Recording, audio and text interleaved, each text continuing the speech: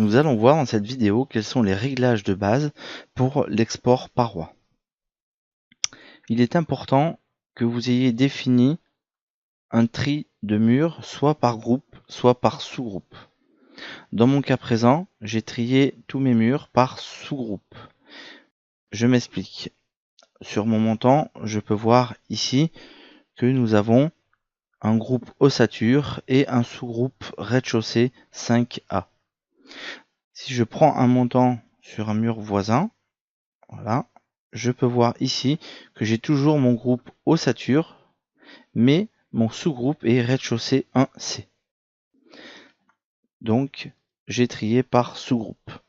Pour activer un mur par groupe ou sous-groupe, CTRL A, j'ai une fenêtre qui s'affiche automatiquement.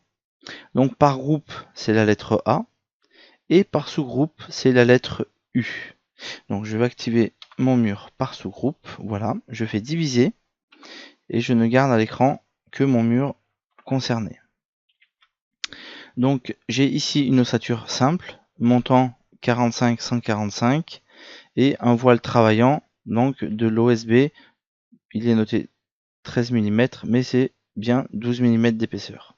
Voilà. Donc je mesure la totalité de l'épaisseur et j'ai bien 157 mm. Pour ajouter donc les réglages, je vais ajouter architecture et paroi simple. Je vais ajouter une paroi de l'épaisseur donc de 157 mm et d'une hauteur approximative de 3 mètres. Je pourrais la recouper après. La couleur, peu importe. Le nom, peu importe.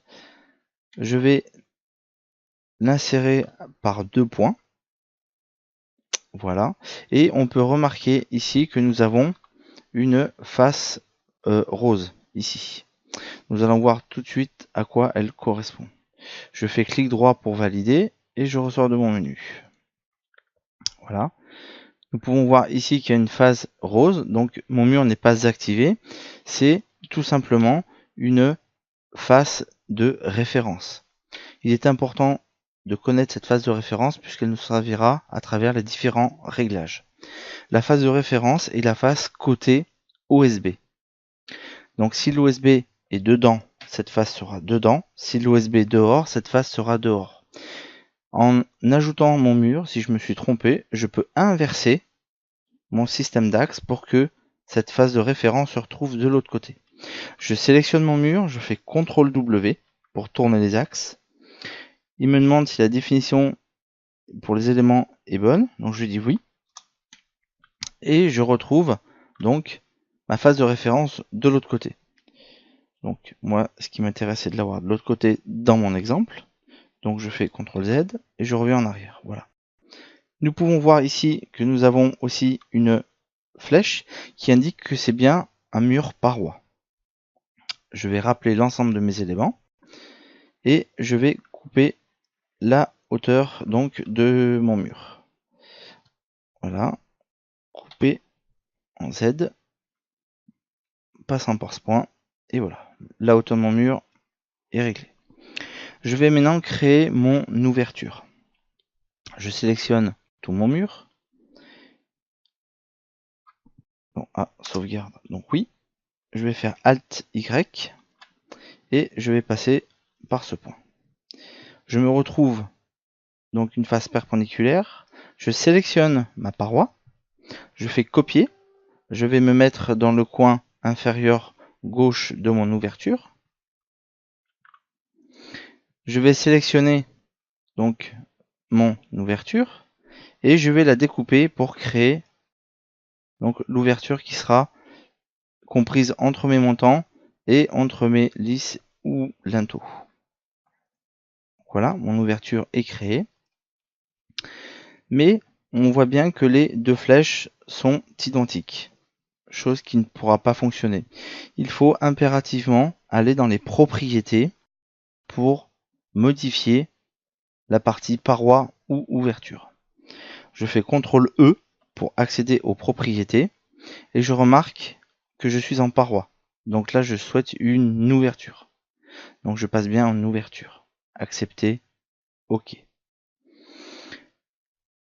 Si je clique sur la paroi et je fais CTRL E, je suis bien en paroi. Si vous ajoutez un volume auxiliaire ou une enveloppe quelconque, cela ne pourra pas fonctionner si vous n'êtes pas en panneau et ici en paroi. Voilà. Après, je peux éventuellement changer la couleur pour la rendre plus visible quand je suis en texture par exemple, et éventuellement lui changer un autre nom si je rappelle certains éléments par nom. Donc dans ce cas-là, je vais l'appeler FEN1. Voilà. J'ai ajouté ces deux éléments, mais si on regarde bien, je n'ai ni groupe ni sous-groupe. Pareil pour ma paroi, je n'ai pas de groupe ni de sous-groupe.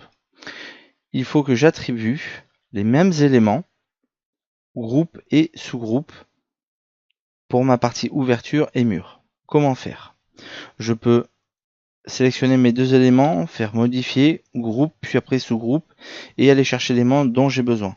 Mais je peux faire aussi plus rapidement. Je sélectionne mon élément, je fais Alt V, une petite fenêtre apparaît, et ici je peux choisir les éléments à transmettre, les attributs de l'élément actif vers d'autres éléments, ou modifier les attributs des éléments actifs au détriment d'autres éléments. Donc dans ce cas-là, je suis bien sur la première partie, transmettre les éléments. Qu'est-ce que je veux transmettre? Je veux transmettre le groupe et le sous-groupe. Je regarde que je n'ai rien d'autre dans ma colonne de cocher, donc non, tout est parfait. Donc je veux les transmettre à ces deux éléments. Et après contrôle, j'ai bien mon ossature et mon sous-groupe. Mes deux éléments groupe et sous-groupe sont bien attribués. Donc pas de souci, je pourrai faire un export sans problème. Nous sommes dans une méthode où l'ossature a été dessinée avant les parois. Il convient bien évidemment de, comme ici, de dessiner d'abord toutes les parois et les ouvertures, d'attribuer un groupe et un sous-groupe. Alors, soit un groupe différent pour chaque mur ou un sous-groupe. C'est important pour ces deux critères. Et après, nous pouvons ainsi monter l'ossature à l'aide du module que nous avons ici dans Modifier, Paroi automatique, où on peut monter une ossature avec un contreventement. Je vous fais un petit exemple. Voilà. Là, nous pouvons retrouver que tout est parfaitement monté assez rapidement. Voilà. Voilà pour les réglages de base en ce qui concerne l'export paroi.